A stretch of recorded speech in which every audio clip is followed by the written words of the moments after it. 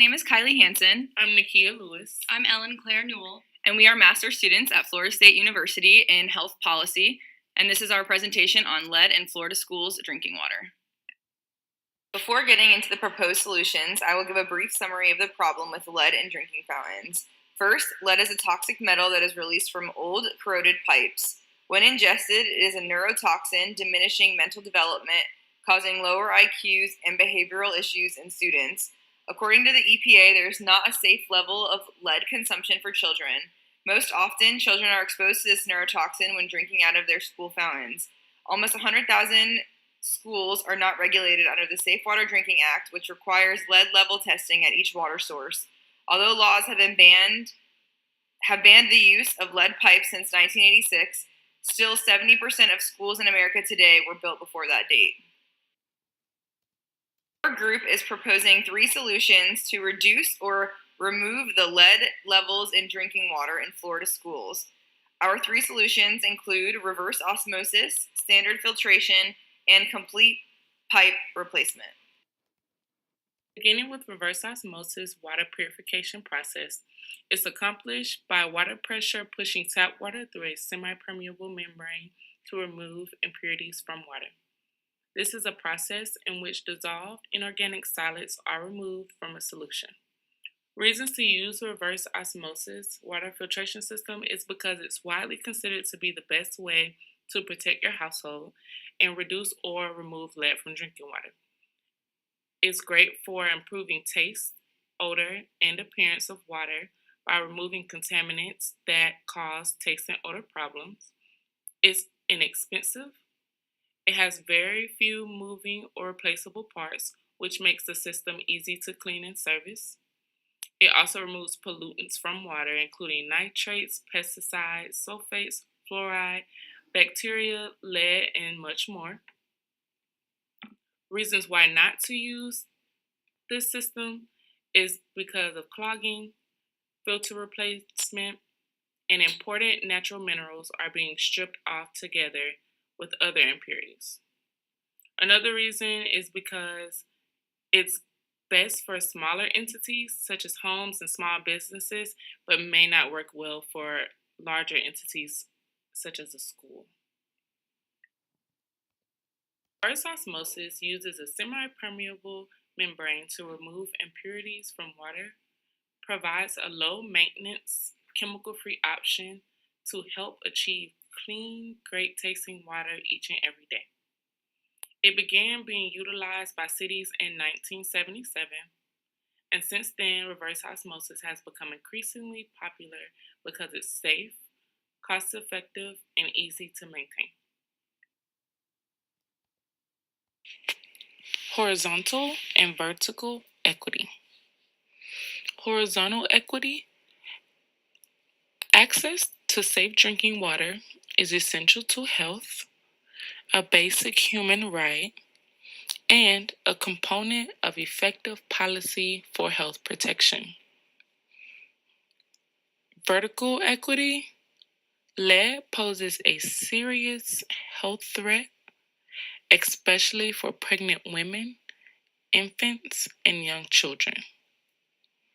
Lead exposure has been linked to the following issues in children: delays in physical development, reduced IQs, attention disorders, behavioral problems, and damage of growing brains. Potential for stakeholder. One potential stakeholder would be the Florida Department of Health. The Federal Safe Drinking Water Act applies to systems that provide piped water to more than 25 people per day, more than 60 days of the year, or have 15 or more service connections. Nationwide, this rule is administered by the United States Environmental Protection Agency. The Florida Department of Health implements the Federal Safe Drinking Water Act in different counties in the state of Florida. Also, the county health department could also be a stakeholder, since they are responsible for oversight of the construction and operation of all public water systems. Another potential stakeholder would be the Department of Environmental Protection. The Department of Environmental Protection has the primary role of regulating public water systems in Florida. Authority derives from Chapter 403, Part 4 in the Florida Statutes and by delegation of federal program from the U.S. Environmental Protection Agency. The department has promulgated a number of rules in the Florida Administrative Code. It is important to gain support of stakeholders to fund and assist in implementing the most effective filtration system to remove lead from drinking water. Political feasibility. One successful way to remove lead in drinking water is to filter it. The small pores of the reverse osmosis system can become clogged, and the system must be routinely maintained. It'll have to be cleaned and sterilized at least once a year. And the reverse osmosis process requires filtering of everything bigger than a water molecule. This causes some important natural minerals to be stripped off together with other impurities, which then becomes harmful to the body. Reverse osmosis is a highly effective purification process, has a low production cost, consumes no energy, and is easy to clean and maintain. Also, the reverse osmosis system is not really feasible. It's good for smaller entities, it's like homes, small businesses, etc., but maybe not too well for a school, since it's serving a larger entity. Filtration would be implemented at the source of the drinking water and for cafeteria sinks for preparing food for teachers and students. Filters are a part of drinking fountains and cafeteria faucets used to improve the water quality and safety for students K through 12 and their teachers. The cost of the filters, according to the Department of Education, would be about $400 per filter. So, in total, it is estimated around $8 million, and the annual recurring cost would be about $7 million across the state of Florida. Since the Flint, Michigan water crisis, testing for lead in drinking water has become a trend across America. This trend is how researchers were able to find elevated levels of lead in school drinking water in public schools across the state of Florida. While testing has brought shocking results to our attention, now is the time to do something about it. About 70% of public schools were built before the 1986 lead ban, so there's a more than likely chance that schools who are still trying to test to prove there's no lead will be wasting time and money while their children suffer the consequences. Filters are a proven solution to guarantee prevention of ingesting lead and protect children and their teachers from its harmful consequences. Water consumption is an essential nutrient for bodies to function properly. Water has become increasingly viewed as a prevention method for chronic conditions and diseases common in the 21st century, such as obesity or dental cavities. Promoting drinking water could reduce childhood obesity. Sugary drinks should be replaced in diets with water to improve overall health. Ingesting lead can result in serious health issues, such as behavioral problems and ADHD. Preventing these complications is more cost-effective than the initial cost for the filters themselves. Behavioral issues show evidence of jail time, while ADHD will contribute to the use of medical resources, such as pharmaceuticals.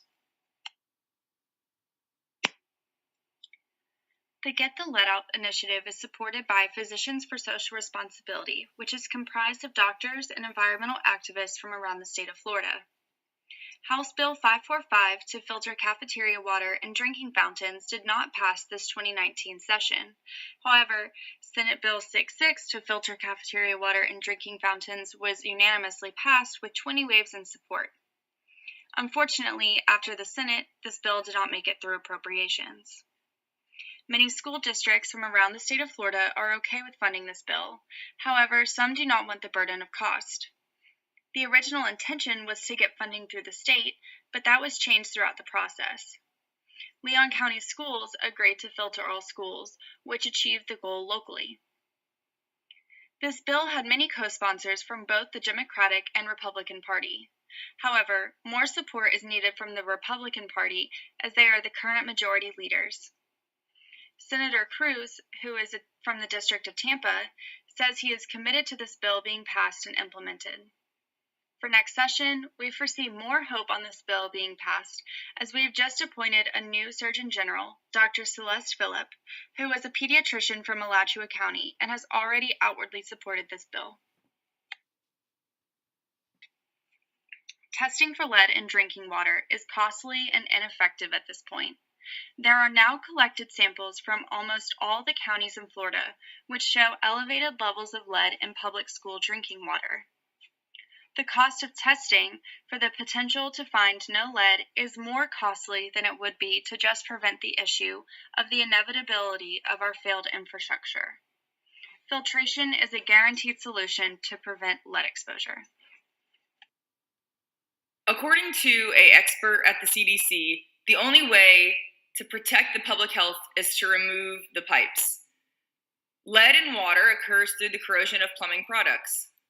Therefore, the only way to completely solve this issue of elevated lead levels in blood in children through drinking water would be the complete replacement of lead pipes throughout an entire school and up to their main water source. Why? In speaking of terms of short and long-term solutions and ultimately financial responsibility, doing a one-and-done project to eliminate lead, entire pipe replacement is our answer. Now, why wouldn't this work? Well, it is expensive, reportedly up to $30 million per school district. And obviously this would be disruptive, potentially leaving kids out of school for extra months before or after the summer to complete this project.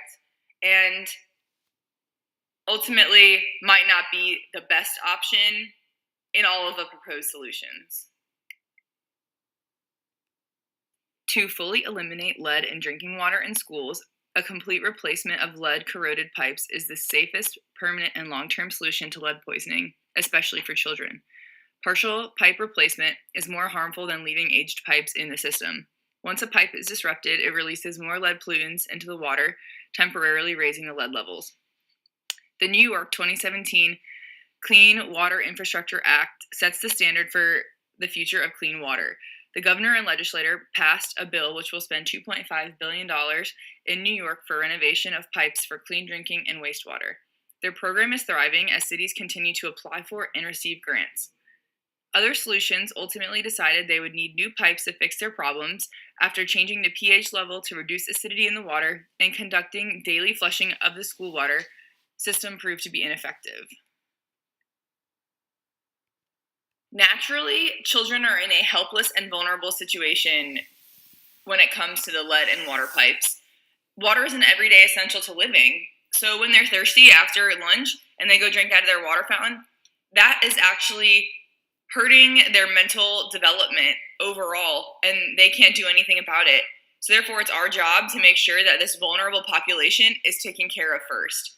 Obviously, in a perfect world, every lead pipe that has corrosion from the past and history would be replaced with a permanent solution of a replacement pipe. Understandably so, this would mean pulling up, millions of pipes around the state of Florida and eventually the United States. But this project should start with the most vulnerable population in children when they go to school every day. Children are the most susceptible to lead poisoning, as again we've previously talked about, and I'm just going to keep hammering now that there is no safe lead level for children. So putting a filter that eventually could build up and leak lead back into the water is not a permanent solution, and ultimately could still be harming children and the future of adults in America. Governor DeSantis of Florida will be the most critical stakeholder in the solution. If Florida mimics the New York Clean Water Infrastructure Act, it will need the governor and legislature to pass and fund this with grants. Fortunately, Governor DeSantis is on board with clean water infrastructure. In his first few months of office, he allocated $3 million to infrastructure, including water lines. The Department of Health will also play an important role in passing a bill which will completely remove and replace lead pipes. The Deputy Secretary for Children's Medical Services, Jeffrey Brosco, is a great person to back this for the department, as he has already published literature on protecting children from lead poisoning. In addition, the Department of Education would be a great backer for this bill, as it works in conjunction with Healthy Schools program, which would directly help the vulnerable population at stake. As previously mentioned, why wouldn't pipe replacement work? Expensive and very disruptive. Although education is a bipartisan issue, neither Democrats nor Republicans disagree that the future of America is in our children. As a matter of fact, there was a bipartisan policy center which created an early childhood initiative, which implements policy change, understanding that it's important for the future of American children to grow up and become a full, mentally, physically developed adult. The Blue Ribbon Commission on School Funding works with both Republican and Democratic lawmakers to recommend legislature to consider to push further on. But overall, is this a politically feasible option for schools? Well, maybe in the future, but right now, based on evidence, it costs way too much money for this to ever actually pass, and it would be very disruptive. It would take kids out of school potentially for an extra month or so, and ultimately, there are cheaper, faster options in the short run that would probably be a more politically feasible option. Although, if we are aiming for a permanent solution, this would be it. In conclusion, we found that filtration seems to be the most well-rounded approach. It is not as invasive as pipe replacement and will remove 99% of all lead in drinking fountains. The cost of these filters are about $8 million, but the costs are outweighed by the long-term effects of children not reaching their full potential, contributing to the TDP, or spending on healthcare costs.